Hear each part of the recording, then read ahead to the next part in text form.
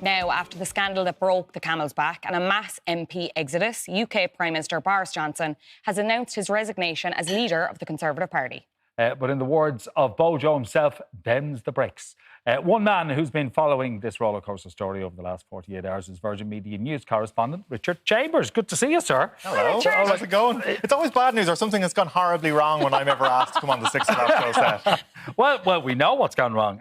So old Bojo has stepped out. But, we've had this happening across the pond. We've had some stuff going on here at home as well. So is this like the caffeine-fueled dreams of a news reporter? Yeah, like it's normally quieter in the summer. And this summer has just been breakneck. There's been something going all the time. And like we were in here doing the group chat podcast last night and we were watching Sky News feeds live and we were just going, holy God, we've too much to pack into a short little episode here. So everything was breaking last night and it all broke again this morning and it's just been non-stop chaos. So yeah, plenty of coffee, stay hydrated and just get through every day as it comes, yeah. Relentless. How selfish of Boris. Like, it's the summertime. Can he not give us all a break? Maybe he wants a few weeks out himself. Actually, yeah, good thinking on his part. He's not been short of controversies himself, Boris. I mean, I don't have enough fingers. Like COVID party gate, Chris Pincher, that scandal there. Was this inevitable?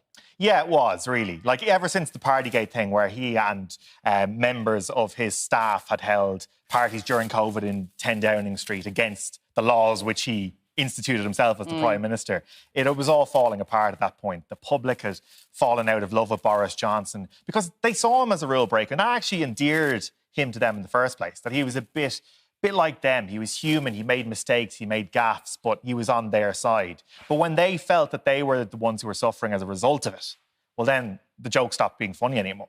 So this one came on top of that. The Chris Pincher thing, basically appointed somebody who he knew had been accused of serious wrongdoing to a very important job and then allegedly made jokes about it as well.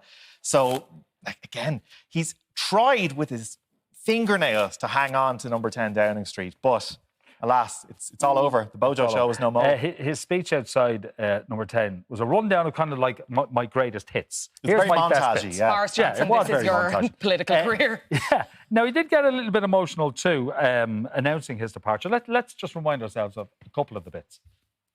Of course, it's painful not to be able to see through so many ideas and projects myself.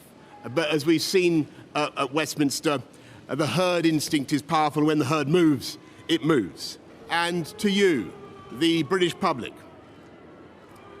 I know that there will be many people who are relieved and perhaps quite a few who will also be disappointed. And I want you to know how sad I am to be giving up the best job in the world. But them's the breaks. Them's the breaks. Them's the breaks. C'est la vie, isn't it? He's getting down with the kids. But it was just unbelievable. That speech was something else. Like, some people who were sympathetic towards Boris Johnson were saying that this was very dignified, that this was very, this was very leaderly and statesmanlike. He had a go at all the people who turfed him out, saying that they were eccentric and following the herd, and basically said, I've done everything right, you'll never get anybody as good as me. And then, this is a resignation speech. He didn't even resign in the resignation speech. It was very short, a resignation speech. So he wants to hang on for as long as possible. Probably, he wanted to stay on until September. Yeah. His party, the people who have all resigned in there, dozens and dozens and dozens, they don't want to see that happen. So I think there's a little bit more sting left in this fight, all right. OK, so he has said the timetable will be announced next week or so. Like, from your position, what do you think will happen? I think the Tories, his own party, who have busied themselves with sticking the knife into his back collectively over the last number of days, are going to say, right, we're not having you for too much longer. They're going to ask for a leadership contest to replace him, get a new Prime Minister in, for that to start really quickly, and hopefully have it down to one of two contestants then by the end of July, and then hopefully they'll have it some point at the late summer, have a new Prime Minister in. Whether or not he'll go along with all that and, whether things will go smoothly, absolutely not. Nothing goes smoothly over there. It's an absolute clown circus at the best of times. Yeah. So I just, there's plenty of spills and ups and downs left in this, and it is actually a good question as to what happens next for Boris Johnson. He's not one to go quietly into the, step off stage. So I don't know. Where's he going to go? I got a meme today of Boris asking if the Mayo job was still available. So, you know. Mayo people do be Mayoing, that's for sure. You mentioned there, like, people who would be, you know, kind of the people that might step in. If you're a betting man, who do you reckon could be in contention? Yeah, a couple of them. A couple of them who've done okay on the international stage, so that they can actually say, well, now we've gotten rid of the clown, so we'll get in somebody who's a bit more serious and respected, despite everything which has happened here. So Ben Wallace, who's their defence secretary, who's been really strong on Ukraine, he's a bit of a front runner. Rishi Sunak, who was his former chancellor, who was one of the first people to resign there the other night, he's likely to do it. It's actually funny, the guy who replaced Rishi Sunak On Tuesday. Yeah, this is mad. then came out this morning. Apparently last night he went to Boris Johnson, the guy who gave him the new job less than 24 hours before, and said, right, sorry mate, you have to go. And then then he came out and resigned, and now he's like, yeah, no, we need a new leader. Apparently he wants to be the Prime Minister, but he made such an unholy show of himself with all of that I don't know how he's going to do it. Yeah, it is crazy. No, I know this is something that's happening across the pond, but it does affect us. Oh, yeah. Because Micheál Martin made a statement today wishing him and his family well, but said, you know, we have not agreed on many topics and our relationship has been strained. And he's referring to his discussions with Boris regarding the Northern Ireland Protocol. So is this going to make that situation and that conversation better or worse?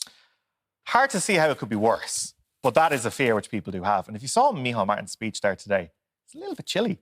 Like, generally, you don't get that sort of level of, we've had a bad time with these guys and hopefully we can improve things going forward. You don't really get that. Politicians are a bit more, obviously, political, unless they're Boris Johnson, when they're speaking about each other. So there is a sense from chatting to ministers over the last 24, 48 hours, like, OK, this could be good. They're not sorry to see the back of Boris Johnson anyway. Let's put it that way. But there is a fear that you could get somebody who's a little bit more hardline about Brexit and about the North. So there's a little bit of trepidation there, but I think there's an openness there that they'll think that somebody a little bit more adult will be in the room and can sit across with them at the table and sort of hammer out things a little bit more openly and receptively than Boris Johnson did. Yeah. Look, he in the last election, he won the biggest majority since Margaret Thatcher. On Tuesday, there was a poll that said 69% of the population across the pond wanted to see him resign. So what will be his legacy in your mind? I was reading some articles on this today, and some people were saying, is he going to be the worst Prime Minister that we ever had? And that's really difficult. They've had loads of bad Prime Ministers. Yeah. I don't know. There's so many things. I mean, you point to all of the scandals that he's had over his long career, even going back to before he was a politician. Like, he was a journalist before he was a politician. This is why journalists shouldn't go into politics, is that he had awful things to say about so many things. He got fired from his job in the Times for making up quotes.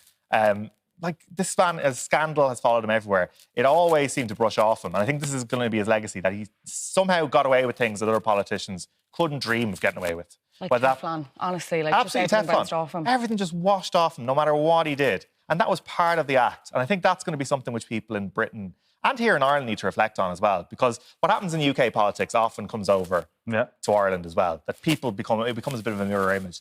So about how a politician was able to pull the wool over so many people's eyes for so long, get away with so many things, and still be in power for so long.